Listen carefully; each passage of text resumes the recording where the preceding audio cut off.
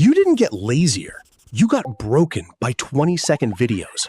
And I can prove it in the next 60 seconds. And also, here's the thing nobody warns you about.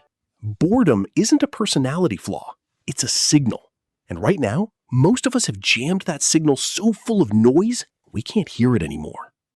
Think about the last time you watched a full movie without touching your phone. Not paused it, not half watched it while texting, actually watched it. If you're struggling to remember, you're not alone. Some of the biggest social apps have quietly leaned into split-screen content. One video playing over gameplay footage or a mindless obstacle runner underneath, because a single video on its own apparently isn't enough stimulation anymore for a lot of viewers. That's not a coincidence. That's a symptom. Your brain runs on a simple system. Dopamine tells you what's worth paying attention to. It's the same system that kept your ancestors alive, chasing food, seeking safety, wanting connection. But that system was built for a world with scarce stimulation. Long stretches of nothing, punctuated by the occasional big reward. We flipped that completely. Now, the stimulation never stops. Waiting in line? Phone. Eating dinner? Video playing. Walking to your car? Podcast in your ears. Even relaxing now usually means lo-fi beats playing under a video of someone else's life. So your brain adjusts. It has to. That's literally its job. It recalibrates its baseline to match whatever level of input it's getting most often.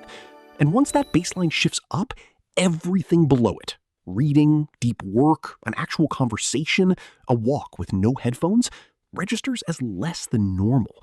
Not boring in an absolute sense, boring relative to what you just trained your brain to expect. This is the same mechanism as tolerance. Drink coffee every single day, and eventually one cup doesn't touch you. Your body adjusted to caffeine as the new baseline. Nothing about coffee changed. You did. So when people say, I just need more motivation, they're misdiagnosing the problem. Motivation was never the missing ingredient. Your reward system's baseline moved, and now anything under that line reads as flat, gray, forgettable. Even if it's the exact same book, the exact same hobby, the exact same person you used to enjoy without effort. And here's the part that keeps it going. The second something feels boring, the fix is right in your pocket. One tap, dopamine hit, baseline creeps up a little more, which makes the next quiet moment feel even flatter, which sends you back for another hit. It's a loop with no natural floor, unless you interrupt it on purpose. The good news buried in all of this, if your brain adapted its way into this loop, it can adapt its way back out. This isn't a character defect, it's a setting, and settings can be changed. So here's a real question, not a rhetorical one. When's the last time you sat in a room with nothing playing, nothing to check, nothing to skip, and just let it be boring? Not for content, not for a challenge video, just to see what's actually still there once the noise stops.